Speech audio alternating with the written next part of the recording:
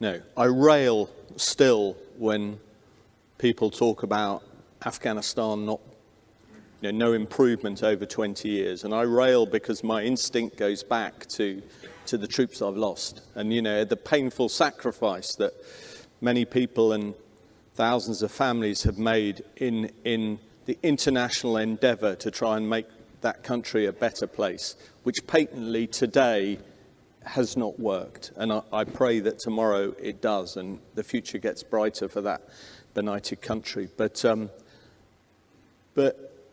as I look back over my career, I think the real challenge is getting genuine whole of government support for military endeavours.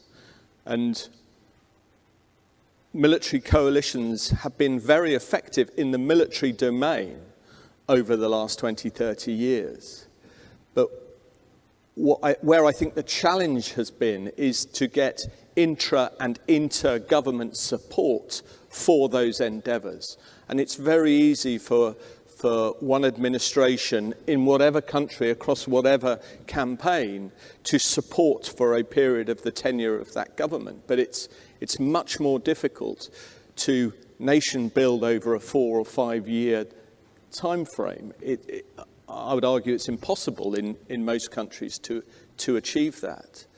So how we unify militaries in the early prosecution of a campaign is something we haven't struggled with, but actually maintaining the financial, all of the other aspects of DIME that are needed to build a nation is a real struggle. And it's outside my lane, but I think it was great to see State Department on the stage yesterday, and if we're going to succeed, then we need to build from a department in a country to a coalition, to a joint international endeavour, where all of those instruments of power are working in concert to try and deliver the outcome that the international community works. And sadly, that's a much bigger topic than this conference or this question.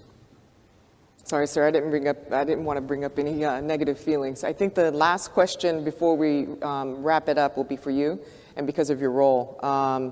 We've heard the discussion about difference between deterrence by denial and deterrence by punishment. The 8th Army and United Nations Command's steadfast presence on the Korean Peninsula are 2 prime examples of the United States and international community's commitment to maintaining peace and regional stability in Northeast Asia by contributing to deterrence by denial.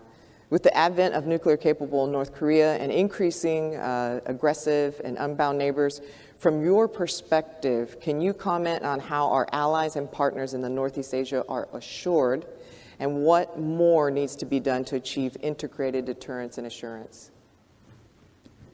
Crikey. Assurance and warfare is fought in the mind, and that was talked about yesterday. Deterrence is all about deterring people, not nations.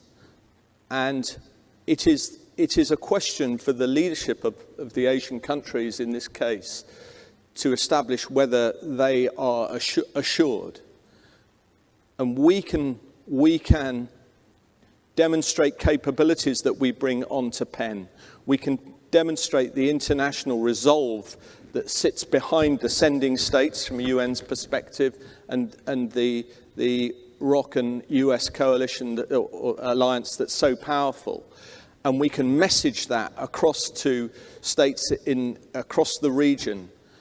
And the same is being done from Indo-PACOM about parallel issues.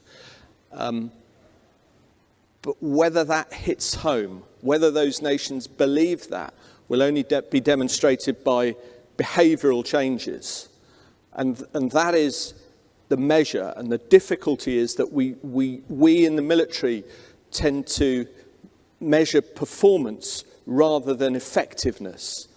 And so effectiveness in this context is only by actions that those nations demonstrate. And that might be working together on exercises. It might be the absence of issues that run contrary to policies that most nations have put in place in the region. But it's, I think we must look to behaviour rather than words. Let's see what actually happens in terms of those nations in the coming years. Thank you, sir. In Pacific Victor 6, if you'd like to